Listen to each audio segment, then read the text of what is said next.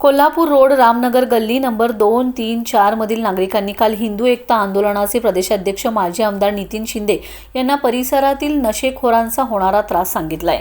रामनगर गल्ली नंबर 4 येथे भागम्मा मंदिराच्या सेवेकरी वयस्कर महिलेला एका नशेखोर व्यक्तीने मारहाण केल्याची घटना घडली असता माजी आमदार नितीनराजे शिंदे यांनी तेथे जाऊन सदर वयस्कर महिलेची विचारपूस केली।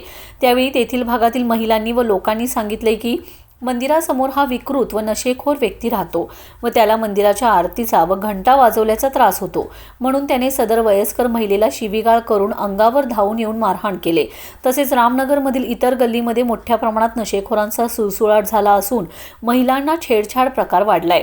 महिलांना, महाविद्यालयीन व शाळकरी मुलांना परिसरात फिरणं मुश्किल झालंय अशी माहिती तेथील महिलांनी दिली व या नशेखोरांचा बंदोबस्त करावा अशी मागणी नागरिकांनी हिंदू एकता आंदोलनाचे प्रदेशाध्यक्ष माजी आमदार नितीन शिंदे व त्यांच्या शिष्टमंडळाकडे केली असता हिंदू एकता आंदोलनाचे प्रदेशाध्यक्ष माजी आमदार नितीन शिंदे हे हिंदू एकता आंदोलनाचे शिष्टमंडळासह व रामनगरमधील नागरिकांच्यासह पोलीस अधीक्षकांना भेटून नशेखोरांविरुद्ध निवेदन देणार आले असल्याचं सांगितलंय।